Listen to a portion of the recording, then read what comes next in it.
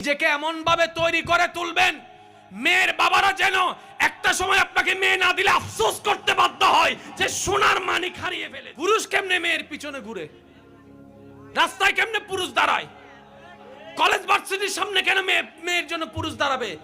আর রিজালু কাওয়ামুন আলান নিসা, এমন ভাবে তৈরি করুন নিজেকে যেন মেয়েরা আপনার। আলহামদুলিল্লাহ, রাসূল পাক সাল্লাল্লাহু আলাইহি ওয়াসাল্লাম বলছেন হাসরের ময়দানে একজন আসামি যাবে, যাওয়ার সাথে সাথে আল্লাহ তাআলা রহমতের চাদর দিয়ে তাকে ঘেরাও করে ফেলবেন।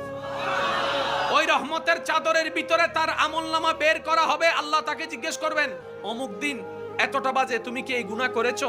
সে বান্দা বলবে, রব আমি করেছি। এই গুনাহটা তুমি করেছো? আল্লাহ এই গুনাহটা আমি করেছি। এই ভুলটা তুমি করেছো? আল্লাহ এই ভুলটা আমি করেছি। এই পাপটা তুমি করেছো? বান্দা স্বীকার করবে, আল্লাহ আমি এই পাপ করেছি। একটা একটা পাপ বলা হবে, সে একটা একটা পাপ স্বীকার করবে। এবার রব্বে করিম বলবে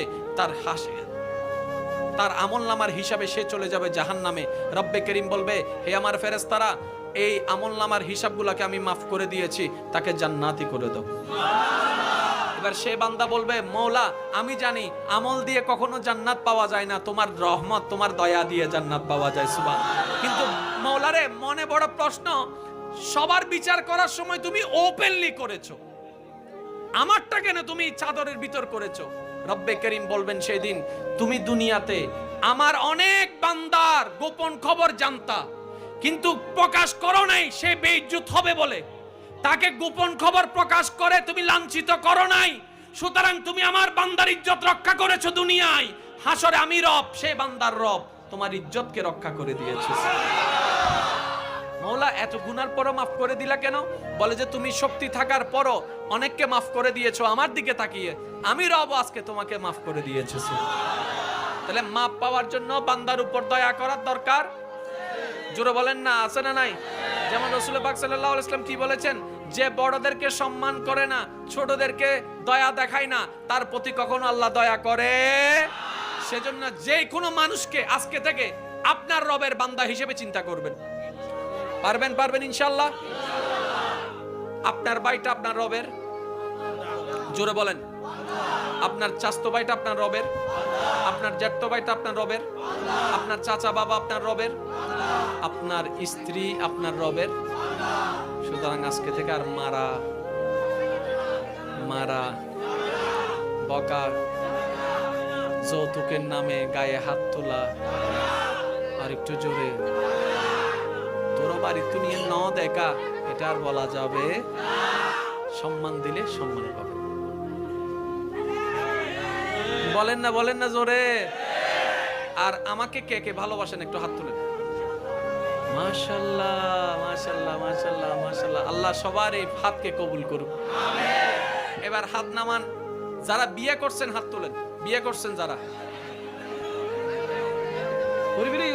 হামসারি বিলিউ, মাশাআল্লাহ মাশাআল্লাহ।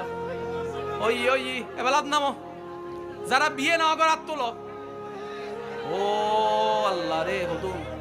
আচ্ছা, এবার আমার একটা আবদার, যারা বিয়ে করেন নাই, আমাকে যারা ভালোবাসেন তাদের কাছে আমার একটা আবদার, আল্লাহ যদি তৌফিক দেয়, বিয়ে করার সামর্থ্য দেয়, ইনশাআল্লাহ যৌতুক নেওয়া ছাড়া বিয়ে করবেন ইনশাআল্লাহ। মেয়ের বাড়ি থেকে যৌতুক তো দূরের কথা, একটা ফার্নিচার তো দূরের কথা, একটা সুতাও নেওয়ার দরকার। আমার যুবক ভাইকে যদি কেউ বলে গিফট দিব, বলে যে গিফটেরও দরকার নাই। তো অনেকে বলবে অমুকে নিয়েছে তমুকে নিয়েছে, তুমিও নাও। তুমি বলবা যে ভাই আমার দরকার নাই, আমার জন্য যা দরকার আমার রব আমাকে ব্যবস্থা করে দিবে।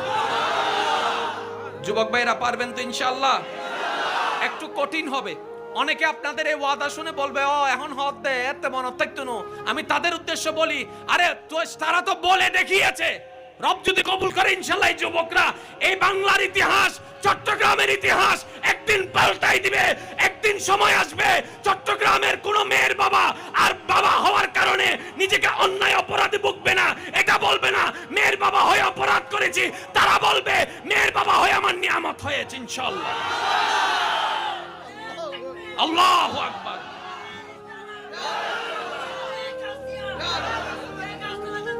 উচ্চ আওয়াজে বলেন মারহাবা। যুবক ভাইরা, যৌতুক নেওয়া যাবে। এবার মেয়ের বাবা যদি কাবিন বেশি খুঁজে, আপনি শুধু এতটুকু বলবেন, আপনি বললে 50 লাখ টাকা আমি লেখাইতে পারি, কিন্তু আমি দিতে পারবো না। এবার আপনি যদি সমাজে সবার সামনে বড় হওয়ার জন্য মেয়েকে গরুর মতো দাম তোলার জন্য 50 লেখেন, কিন্তু আমি 50 পারবো না, আমি আমার উপার্জন থেকে হয়তো 5 লাখ পারবো, না হয় 10 লাখ পারবো, না হয় 20 লাখ পারবো, আমার পক্ষে এতটুকু সম্ভবপর নয়। এরপরে যদি বিয়ে দিল তো দিল, বিয়ে না দিলে নাই, কিন্তু এতটুকু মনে রাখবেন, নিজেকে এমন ভাবে তৈরি করে তুলবেন মেয়ের বাবারা যেন একটা সময় আপনাকে মেয়ে না দিলে আফসোস করতে বাধ্য হয় যে সোনার মানিক হারিয়ে ফেলেছে। পুরুষ কেমনে মেয়ের পিছনে ঘুরে, রাস্তায় কেমনে পুরুষ দাঁড়ায়, কলেজ ভার্সিটির সামনে কেন মেয়ের জন্য পুরুষ দাঁড়াবে? আর রিজালু কাওয়ামুনা আলান নিসা, এমন ভাবে তৈরি করুন নিজেকে যেন মেয়েরা আপনার পিছনে দৌড়ায়। আর এই কথা মনে রাখবেন, যে সে ছেলেরা মেয়ের পিছনে দৌড়ায়, মেয়েরা তাদেরকে ভালো চোখে তাকায় না। মেয়েরা বলে যে তোমরা তো পুরুষ জাতি, আমাদের পিছনে দৌড়াবা কেন? বরং নিজেকে এমন ভাবে তৈরি করো, ব্যক্তিত্ব এমন ভাবে সাজাও, নবীর সুন্নত দিয়ে, আল্লাহর বিধান দিয়ে জীবন কেমন ভাবে সাজাও যেন আমরা মেয়েরা তোমাকে পাওয়ার জন্য পাগল হয়ে যায়। মেয়েরা এরকম স্বামী পছন্দ করে। হদুনা মনে করে দেয় আয় সাইকেল লইতে এলে রোদুত ফু হইলে তারপরে বৃষ্টিত ভিজিলে আর ফেমুত ফুরে যাইব। রিক্সা দিয়ে যাবে সময় তোমার একখানা চাহিদে তুই খুশি হয়ে গিয়ে দাও ভাই, তোমার চাহিদে না, তোমার চেঁচারা রেখে দে, তুই খেয়াল না করো কি হর হত্যারণী ইল্লে চেঁচারা ভুয়া জীবন ন দেখি জোতা দেখাইলে অতি এই তাহে ইয়া ইজ্জত আর আছে নি নাকি ফামসার? যুবক কল না মাতের আরো জোর না ইজ্জত আছে না ফামসার? তো জেন্ডে ইজ্জত ফামসার এন্ডে জনত দরকার আছে না? আরো জোর হ জনত দরকার আছে না? আরে আপনি খুঁজবেন না, আপনি শুধু মাওলারে খোঁজেন, দুনিয়া আপনারে খুঁজবে। শুধু মাওলা মাওলা মাওলা, মাওলা যার সব তার। আর মাওলা যার হয় নাই কিচ্ছু সে পায় নাই, সেজন্য মাওলাকে খোঁজেন।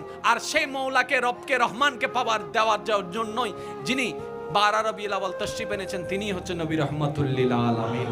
বলেন না সুবহানাল্লাহ।